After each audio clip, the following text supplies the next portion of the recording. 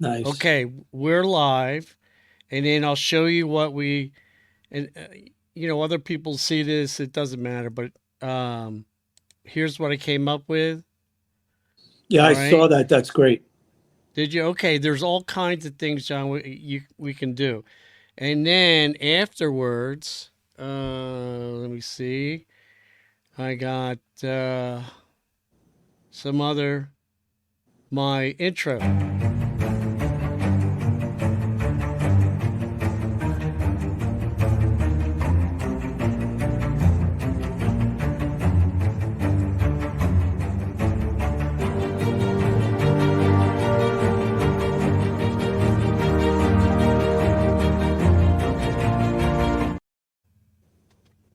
All right, so you got that. I made that on Canva. And let me see here.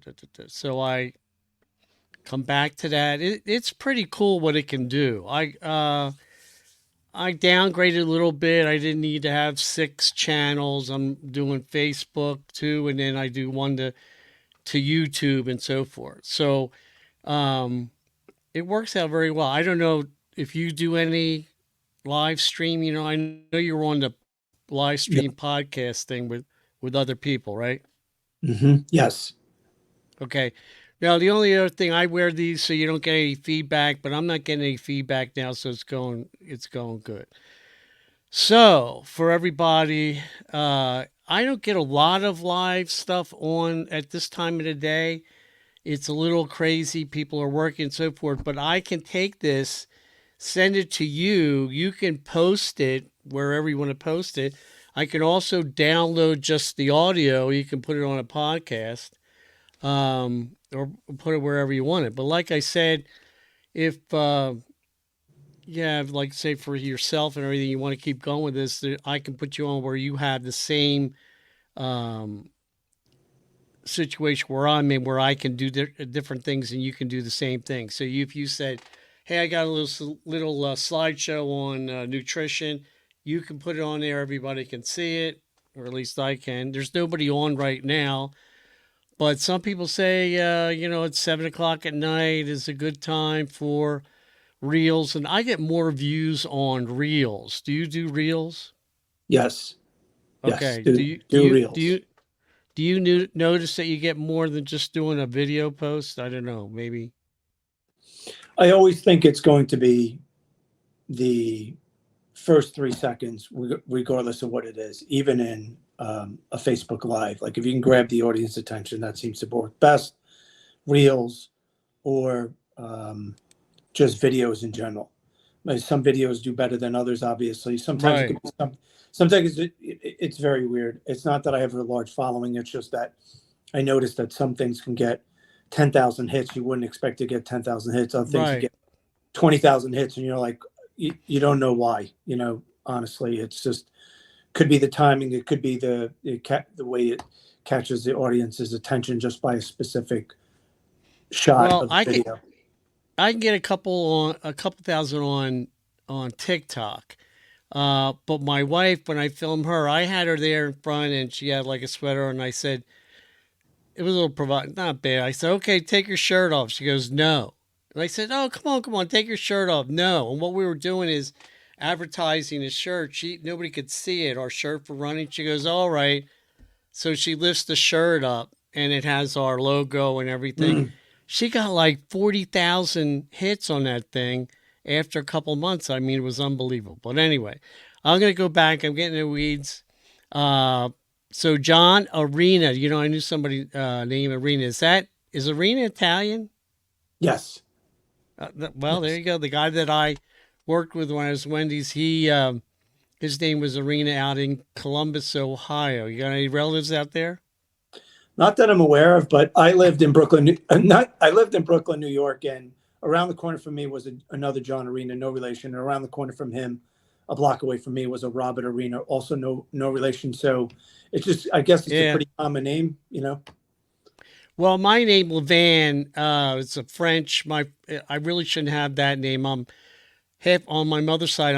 It's all Italian. My father's Scotch Irish and everything, but his grandmother married Levan. The first husband died. She should have kept the original name, which was Scottish. But um, I from Philadelphia, and I was. I know I'm older, than you, but I was working at Acme Market. Have you ever Mhm. heard of Acme? Okay, I so did a I stint was. there. I did a stint there. Did you really? Oh wow! So I was working at the warehouse at Gerard Avenue. It's not there anymore. But I used to go to Cousins. That's where Angelo Bruno. I when I taught school, Angelo Bruno, he was shot in the face through the his windshield. He's like that, and so I didn't know them, but I knew people that knew them. I was Mhm. like in my 20s and so forth. But anyway, but I want to tell everybody else. I think we got to start emailing or texting was from the website, the podcast. I have so many, I forget podcast this, Mhm. podcast that.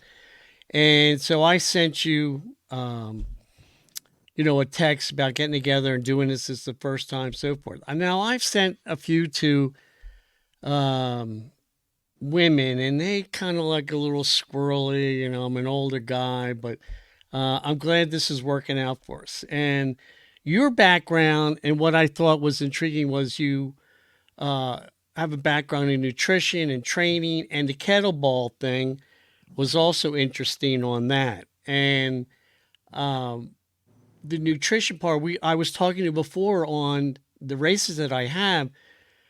There's a lot of, I'll say, women and men that don't understand electrolytes, they don't understand nutrition, they don't understand how to train. And most of the people that I have on the running sites are 40 to 55. So that would be, in your area of expertise. So if you want to, let me know what your, this is kind of like a testing here on nutrition and so forth. You pick one and you go on what you notice on your training and so forth from the people that you have that you consult with or that you train. So the floor, not the floor, but the video's yours, John.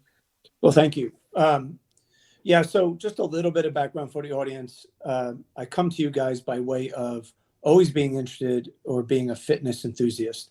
I did weight training as early as 12, and a lot of us can probably remember the vinyl weights with the sand that you would put in it and that kind of stuff.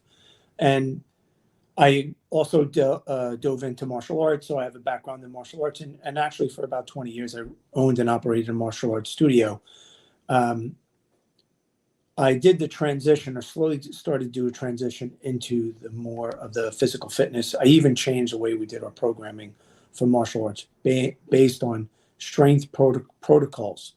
And strength is really foundational for many, many things. So I will dive into that a little bit more. But then I started changing my approach to go more into the nutrition and more into the strength training. And then COVID came and I got basically a little tired of doing the martial arts and really decided to dive into nutrition. And my wheelhouse and my specialty is kettlebell training because even with all of the mobility and martial arts training that I had done for decades, I routinely had 3 to 4 times a year significant back problems, the kind of back problems where it was hard to get out of bed and it'd take me 10 minutes to be, functioning. And I would go through that for a good 2 weeks, about 3 to 4 times a year. When I started doing kettlebell training, I noticed that just basically went away.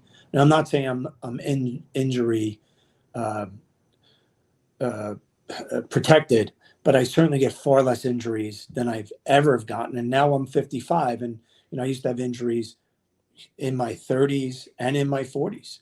So I love kettlebell training, but I don't necessarily say that's for everybody. You got to find something that you love, like running, and then you've got to do that.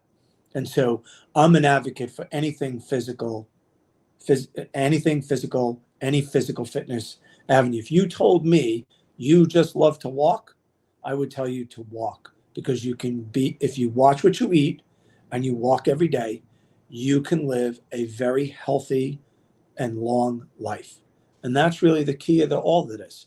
And running is a really cool sport or activity because it really does strengthen your cardiovascular system. So I'm all for that.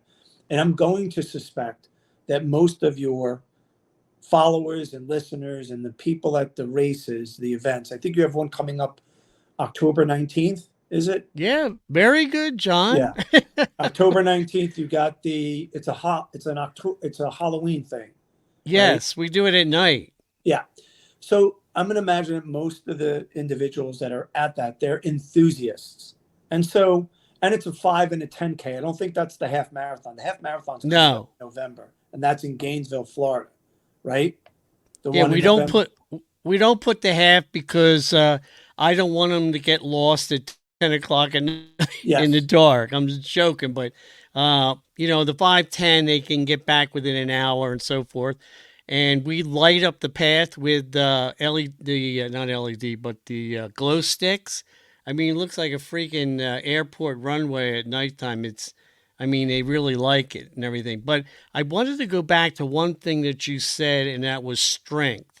And I'm looking at a lot of videos, and I'm 72, and I had gastric bypass. I'm also on testosterone because um, I have a benign tumor on my pituitary gland, and I found out before I found out about that. I mean, my testosterone was nowhere.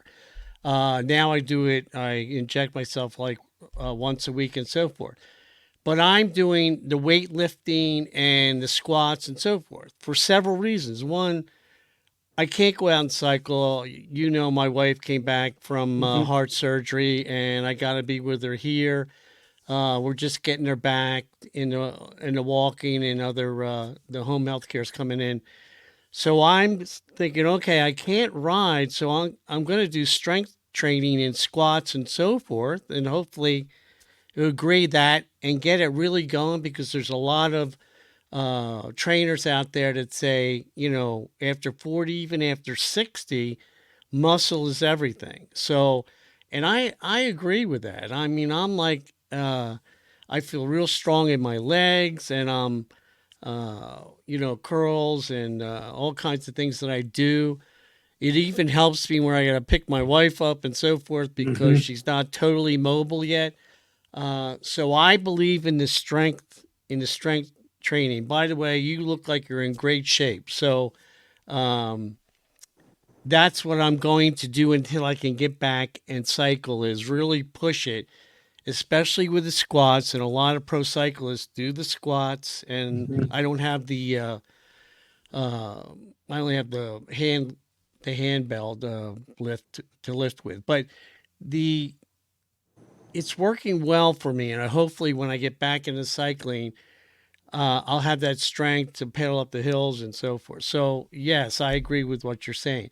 Now, what about the kettlebell? I mean, I did that on CrossFit during before the pandemic, and then everybody went out of not everybody, but this particular place in Hayesville went out of business. But we did the kettlebell. We bring it up and so forth. Now, what do you find? How does that help you? I mean, you know, Yeah. Yeah, sure. I have an idea, but go ahead. Well, kettlebell training is what I like most about it is that it really focuses on just about 6 basic movements. All right. And we can categorize them into 2 different areas: grinding type of movements and ballistic kind of movements. So, your grinding kind of movements are squats. So, kettlebell squats. Another type of would be a military press or an overhead press. So, those are kind of grinding. They take a little bit of they take a little bit of, they're not supposed to be done super slow, but they do take a little bit of time, right? There's a Hmm. path. It's usually a linear path overhead, squatting, whatever. And then there's a Turkish get up. Now, the Turkish get up or get up is something I would recommend for anyone. And the reason for is because it has a lot of carryover and Uh, application to almost anything. So, for example, a get up, you start laying on the floor, and you can learn this very simply without any weight or load, as we call it. You could learn this very simply without load or weight.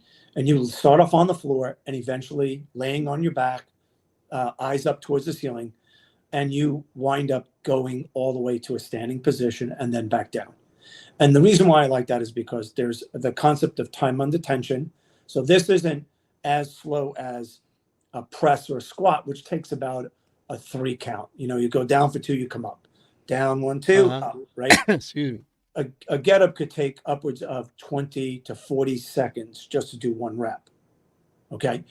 And the thing I like about it most is not only the time attention, but there's hip mobility and shoulder mobility that's involved. So that is the thing that is great. Now, when we fast forward, whether you're in your 40s, your 50s, your 60s, or 70s, or 70s, right. At some point, what we all want to be is comfortable getting off the floor. Right? So this pattern, if you learn this pattern, you now have something that can stay with you that might be life-saving potentially as we age. So that's another reason why I like it. So that's the grinds. And then on the ballistic or the explosive type of movements with kettlebells, you have a swing, right? You have a snatch, and you have a clean. And those 3 things, those are more for hip hinging, and they also are good. It's almost like the cardio part of a workout, if you will, right? There's ways to do that. And that's the reason why I like it, because our body does, like if you think about a bench or even a squat for that matter, but let's just stick with a bench. That's a very, like what they call the sagittal plane. It's a very like singular motion. With a kettlebell, your body moves in 3 different ways. It moves side to side, forward and back, and down and up. I'm sorry, and twisting, and twisting. So those 3 different planes work when you're working with kettlebells, you naturally do those kinds of movements that are natural body movements. And that's why I like them. And I would just say to anyone that listens to this, even if you're an avid runner and you're running 3 to 5 times a week, I would make time once a week for some element of strength training, because that, as you had mentioned, I mean, that really, what we're finding in the studies now is that is going to be the key to longevity. Now, when we talk about longevity, to use Dr. Peter Attier's words, it's not just about lifespan, how long you live, it's about health span. How well do you live while you're alive? And so none of us want to wind up, unfortunately, we're all going to get there eventually. There's no masquerading that, but we want to be as active as long as possible until the very last day, because that plays well, not only because life is more enjoyable, but we're also more with it upstairs, mentally, emotionally. I mean, our bodies are made to move, and movement is the medicine. Whatever the movement you want doesn't matter. I'm going to, even though I love kettlebells, that is my primary focus. I will sit there and tell you and totally argue for doing walking if that was your thing, or running, or whatever it is. Well, I like to walk. Okay. And it's pretty up here walking. I'm in North Georgia.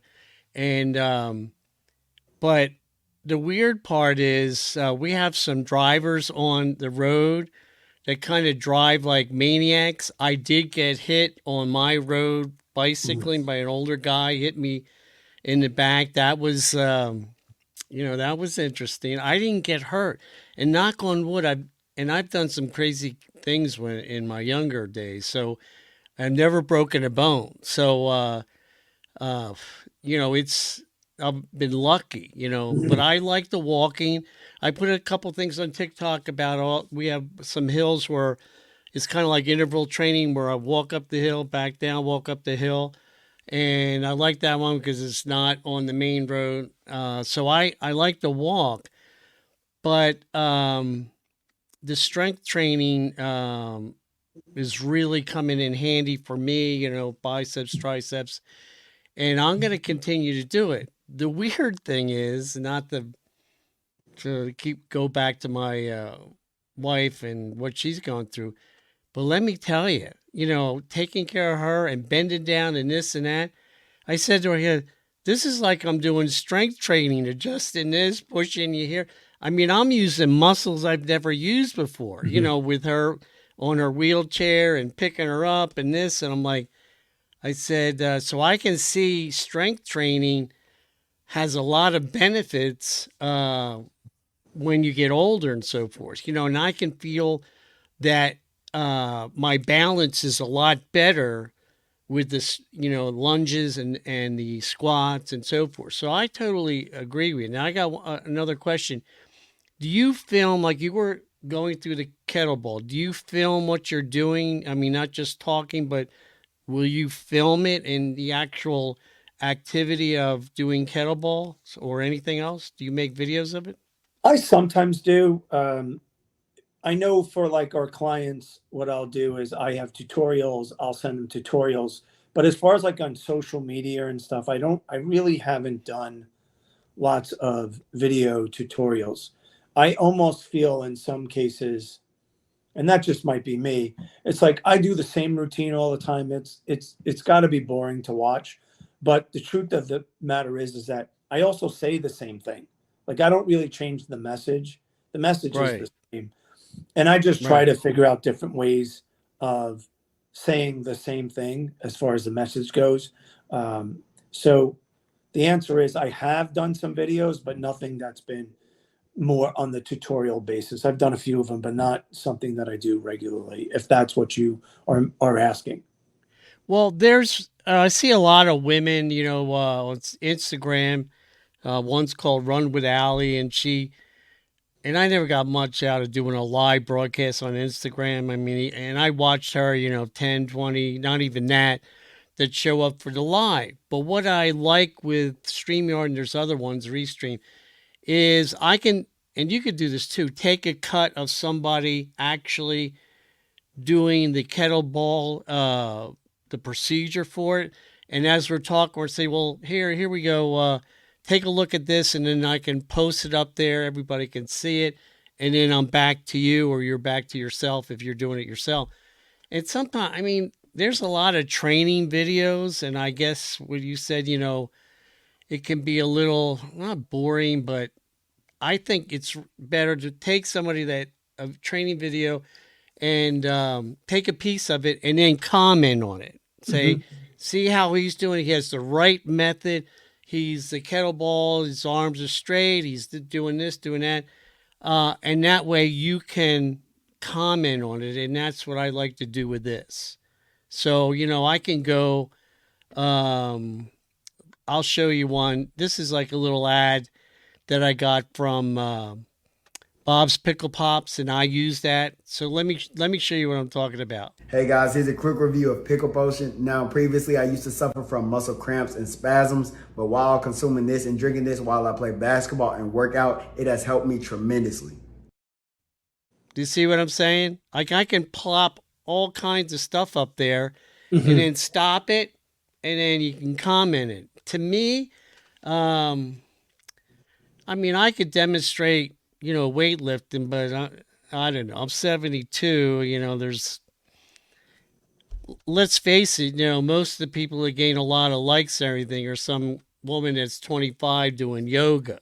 you know, it's like, how the hell did she get 1 million views? Oh, guess what? It's like one of those things. So I'd Yeah, rather they stick their butt out. I mean, yeah, come on. Yeah. yeah, I'd rather comment on somebody that's doing it younger and so forth in the range. Like I said, 40 to 54 are women and men that run in my races, and they're the ones who need information, like electrolytes. I'm going to digress a little bit. And I would say, it's not just the water, honey, it's the electrolytes. I said, the water that you have, especially distilled water, they don't have any electrolytes in it. Distilled water has no, metals in it or anything, but you have to have, magnesium, potassium, sodium. Those are the electrolytes. Those that get your nerves to the muscle and so forth, get you going. The water's great. The water's great. But if you're running every weekend, water's not going to do it for you. And I tell them a week before, start drinking. You can drink electrolytes, on a daily basis in your favorite goo or Gatorade or whatever it is, Trailwind, that kind of stuff. So the more I have like you, talking about it, the better it, it sounds in a way that there's other people who agree with the fact that you should do this, this, and this. Does that make sense? I guess. 100%. So, and I agree with you. So the it's a pretty there's many ways to get your electrolytes. So there's plenty. If you eat whole nutrient dense foods, you're going to get a lot of the stuff that you need. But I would, as a runner, what I would do is I mean, if you don't have anything in closet, everybody has iodized salt. You could basically take a very generous pinch of salt and put that in your water, Right. shake it up, and you're good. You know, you can then buy there. There's a great company out there. It's not the only company. LMNT. That is. I've heard. Yes, I've Yep. seen that. Yep. The little package, you put them in. Yes. You know, you absolutely, if you're a runner and you're running 3 to 4 times a week, or if you're just doing it on the weekends,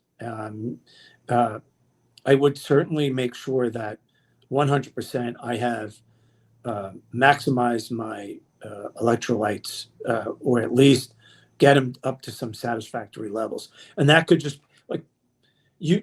There's so many options these days. Even if you are not, let's say, this is a little politically incorrect, but I was on a webinar just last night, and one of the guys said he's a tech tord.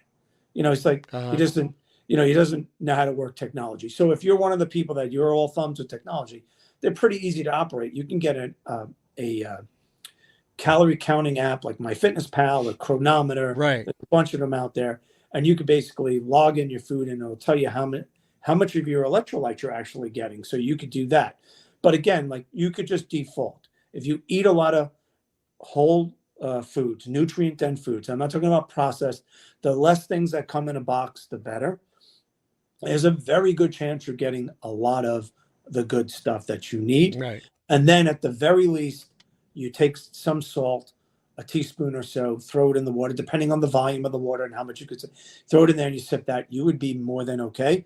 Or if you really want to go all in, go buy something that had a very simple packet of something like LMNT, put it in your water or your drink, and you're good to go. It's really that simple. And anyone that's running, I would, if I was coaching you and you told me you were doing these races, I would be pestering you daily to make sure you're taking your supplementation Right. for your electrolytes, because it's that important, especially when you're doing that kind of work or that activity. Right. Right. Yeah. So I'm all for that. Well, I had a marathon in Hawthorne Trail. You were talking about the Halloween one. It's Hawthorne Trail's 15 miles long.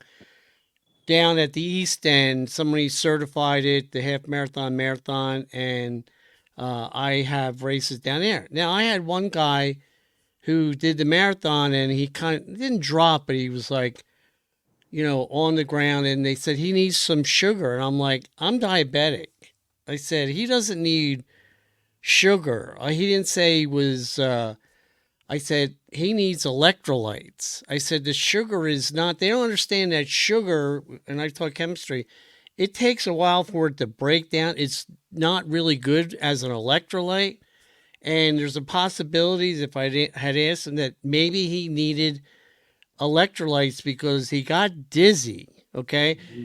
And I said, if you don't check his, blood sugar, you can't say he needs sugar. All right. Mm-hmm. I mean, this guy was sweating like a bench. I mean, it was just rolling. And I tell people, I said, when it's rolling down your face, stick your tongue out like this. Oops, I think I lost you there. Yeah, hold on. Sorry about that. Okay. All right, there you are. Stick your tongue out. See how salty it is. And if it's not, then that tells you how much salt is coming out of your body and how much, not scientifically, how much you need to do. And the sweat was just pouring out. I didn't want to, I look at them as customers besides runners, and I didn't want to say anything, but so they got sugar, and I'm like, nah, he needs water and electrolytes in it. It's kind of like, I look at electrolytes as like a car. You got a full tank of gas, but your electrical system isn't working, so the gas isn't going to do you any good. You know, like people say, we did a lot of carbs and all that stuff, but your metabolism and your electrical system, if you don't have the electrolytes, it's not going anyplace. So that's, and you're going to have high spikes in blood sugar. But that's what I've noticed. I think I told you before, not that example, but that's what I go through with people think water this, and they're not really educated, and they should be if they're running a marathon or half or running it all in a event every weekend. I mean, I'd be taking electrolytes 3-4 days before I start running, as to build up. It's like you don't go out and have a battery that we used to. You probably remember taking the cap off and put the water in the battery. The Yeah. youngins, they don't. But you don't want a battery that's shy on fluids. It's not going to help you out. So that's Yeah. how I associate the electrolytes with.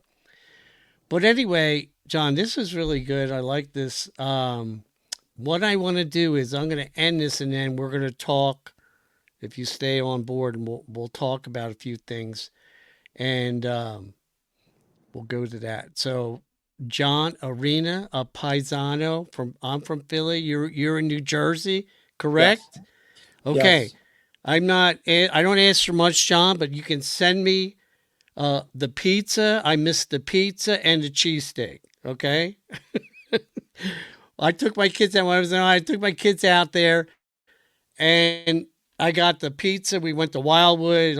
When I was a kid, we took them to Wildwood. They said, we like the Ohio pizza. I said, you're kidding me. I brought you all the way out here for good Italian pizza, and you're going to tell me you like Ohio? They used to cut it in little triangles. I said, forget it.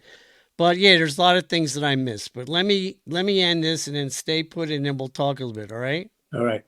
Hold on.